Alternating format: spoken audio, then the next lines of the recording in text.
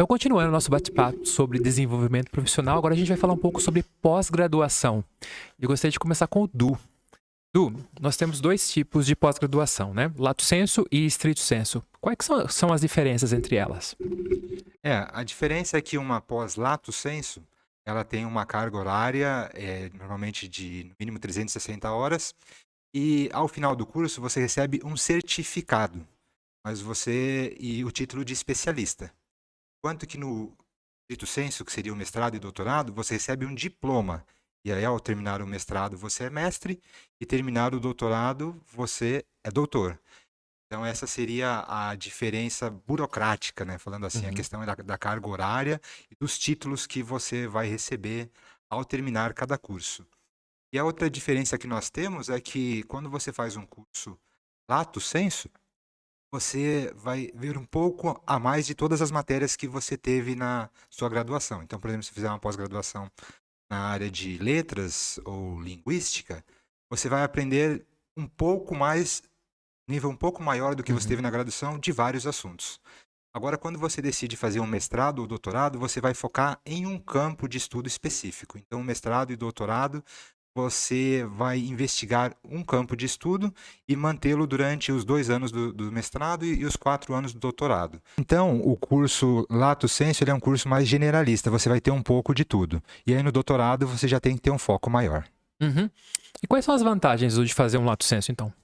Eu acho que o Lato Sensu, você terá a oportunidade de primeiro, você conhecer outras pessoas que também estão interessadas no curso, né? Essa parte de networking é muito importante para você ter esse relacionamento com os outros professores e que você também vai ter acesso a vários professores especialistas, né? Que Uhum. conhecem muito de vários temas. Então, você vai ter acesso a professores que te ajudarão a expandir o seu conhecimento. E, além disso, se você fizer uma pós-lato sensu, se você tem vontade de ser professor até universitário, algumas universidades aceitam só com uma pós lato sensu você ser professor também. Uhum. Eu fiz uma pós lato sensu em ensino de língua inglesa e tradução. Eu sei que vocês fizeram também pós lato sensu. Você fez no quê, Ivan? Eu fiz 3. Eu fiz 2 na área de negócios, gestão, e que foi muito útil, inclusive, para gerenciamento da minha própria empresa. Foi muito legal. E fiz a minha grande paixão, que foi uma em linguística. Fiz uma. E é bem o que tu falou. Quando você faz a lato, é bem abrangente. É uma Uhum. pincelada em tudo, né? Mas é muito legal para quem está até em dúvida. Será que é esse caminho que eu quero, né? Então eu fiz essas daí, foi muito bom. Uhum. E você, Du? Eu fiz uma de metodologia da língua inglesa, que eu fiz letras português e inglês e letras português e espanhol, e outra de metodologia da língua espanhola.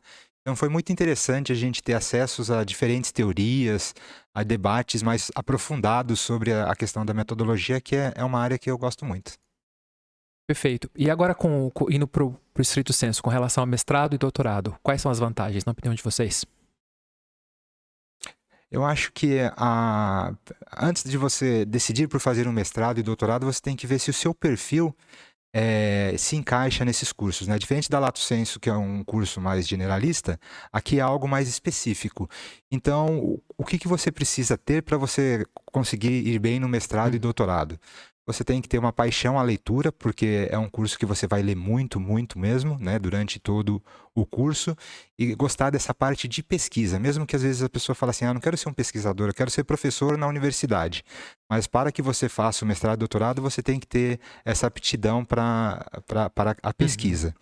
E qual seria a vantagem, né, de você fazer um mestrado e um doutorado? Se você for pensar em concursos públicos, você ter um título de mestre e doutor, ou em várias faculdades, você vai ganhar mais por isso. Uhum. Esse é um primeiro ponto. Um segundo ponto é que você vai estudar com muita profundidade um assunto. E ao estudar com profundidade esse assunto, você vai conseguir participar dando palestras, escrever livros, artigos sobre aquele assunto. Então você acaba virando uma referência naquela área, e que isso é muito interessante, né? Então essa seria algumas das Uhum. vantagens que a gente poderia falar. Você tem outras, Ivan? Eu acho que os contatos que você desenvolve também, que você encontra, né? Então, se você. O que o Du falou faz muito sentido e liga muito com a entrevista com a professora Thaís. Eu tenho que gostar daquilo. Uhum.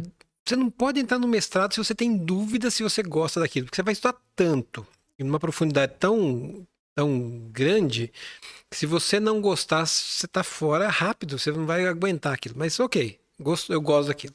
Se você gosta daquilo, você vai encontrar muitas pessoas que gostam da mesma coisa, no mundo inteiro. Então, como o Du mencionou, você pode participar em congressos, você vai ser o primeiro a receber os novos papers, as novas pesquisas.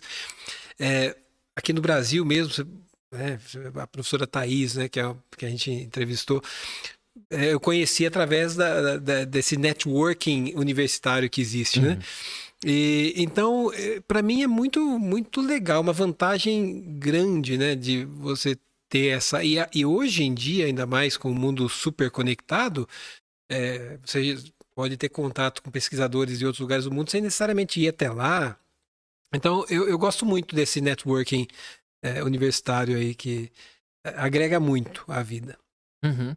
E você está fazendo o seu mestrado na USP, né? É possível você participar de um mestrado, de um doutorado, entrar no mestrado ou doutorado sem ter feito uma graduação em uma universidade pública? Eu sou um caso, né? Sim, é totalmente... nem todos nós conseguiu aquele caminho dos tijolos dourados, onde você sai do seu high school e ensino médio, né? Uhum. E aí você vai rapidamente para a universidade e a vida segue. Não, no caso de muitos, inclusive o meu, eu saí do ensino médio e fui trabalhar, né? Fui dar aula, o que foi muito bom, porque a gente se conheceu nesses processos. Sim. Aí, né?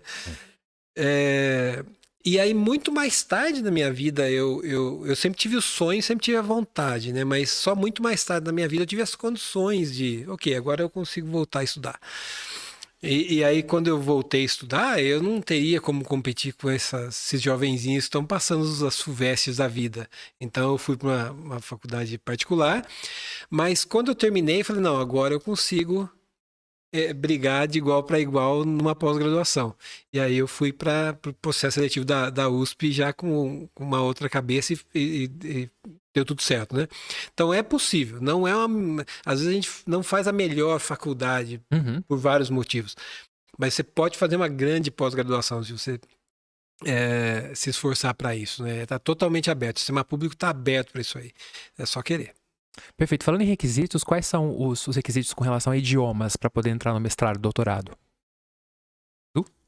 Aí depende do programa, né? Uma coisa importante que, quando nós pensamos em mestrado e doutorado, às vezes as pessoas têm uma ideia que todos os programas são iguais. E isso não é uma verdade, né? Cada programa é diferente. Mas normalmente, no quesito inglês, se você tem uma certificação internacional, ela é aceita, né? Mas você pode perguntar, mas qual nível seria necessário? Aí a resposta é, você tem que dar uma olhada no edital. Todos os anos, quando eles abrem o processo seletivo, eles têm um edital. E no edital vai constar exatamente qual que é o nível linguístico necessário. Aí você fala, mas não está aberto no momento, né? Mas se você entrar na página da universidade que você tem interesse em cursar, e você clicar lá nos editais dos anos anteriores, você consegue ter esse acesso. Mas uma coisa muito importante é, quem pensa em fazer mestrado, só com o inglês você vai conseguir fazer a prova e ser aprovado. Só que para o doutorado, além do inglês, você tem que fazer a prova em outra língua, né? Então é interessante quem está começando o mestrado e não conhece nada de nenhuma outra língua, aproveitar o momento para começar a estudar para conseguir ser aprovado no doutorado também. Sobre o nível, eu dei uma olhadinha antes de vir para cá, dei uma olhadinha como é que está o edital da USP agora, né? E então lá está dizendo assim, o nível de inglês, o mínimo é o B1, ok, né? E o teste é uma leitura e interpretação de texto. Não tem teste oral, não tem nada dessas... Não existe essa necessidade para o mestrado. Não olhei o doutorado. Então, ok, B1, qualquer um dos nossos ouvintes aqui deve ter condição de entrar no mestrado por esse critério. E no meu caso, eu estudo na Universidade Federal de Santa Catarina e é o programa de pós-graduação em inglês, ou seja, as aulas são em inglês, você tem que escrever a dissertação em inglês, a defesa na banca também, tudo em inglês, né? Então, nesse caso, como é que funciona na Universidade Federal de Santa Catarina para o programa de pós-graduação em inglês? Lá, durante o processo seletivo, você terá que fazer uma prova sobre linguagem e uma prova sobre literatura. E as duas provas já são na língua inglesa. Você vai ter que escrever em inglês. E se você tem primeiro que escrever o projeto, né? Perdão, o projeto em inglês do que você quer desenvolver durante o seu mestrado ou doutorado. Aí você tem a prova escrita de linguagem e literatura. E temos a terceira fase, que seria uma entrevista, né? Para eles te conhecerem melhor e ver qual que é a sua ideia, o que você está procurando, que também é em inglês. Então, ao ser aprovado nessas três fases, está mais claro do que... Não há mais nenhuma exigência. Está claro que você fala muito bem o inglês e tem condições de fazer o mestrado. E no doutorado você também tem que fazer essas provas para entrar no doutorado, que são todas em inglês de novo. E além disso, até o final do primeiro ano, você tem que apresentar ou um certificado internacional em outra língua, ou na própria universidade eles têm o centro de línguas, que você pode fazer a prova de italiano, espanhol, francês. E se você for aprovado, aí você já fica tranquilo com questão as línguas para o doutorado. Perfeito. Se vocês pudessem dar uma dica para quem quer fazer mestrado e doutorado, que dica vocês dariam? Bom, a primeira dica seria identificar qual que é o amor da sua vida, qual que é o que você quer estudar. Essa seria a primeira. Segunda, e aqui eu estou fazendo bem o que eu fiz e pode ser diferente com outros. Depois que eu identifiquei, eu falei, não, fonologia é o que eu quero, né? Aí eu entrei ali nos docentes da universidade e procurei quem estava naquela área e mandei e-mails pedindo uma oportunidade de conversar. E nesse bate-papo a gente consegue ver se existe uma sinergia, se existe uma possibilidade de trabalhar juntos, porque na verdade é isso que vai acontecer. Então, e aí existindo, entrar com a possibilidade de ser um aluno especial nessa disciplina com essa pessoa, né? Com esse professor. Então, eu acho que primeiro identificar a paixão e depois esses outros passos. Para mim funcionou muito bem, tanto que eu tive uma sorte que achei a professora Raquel, que eu não sei o que ela viu em mim, porque talento eu não tinha e conhecimento muito menos.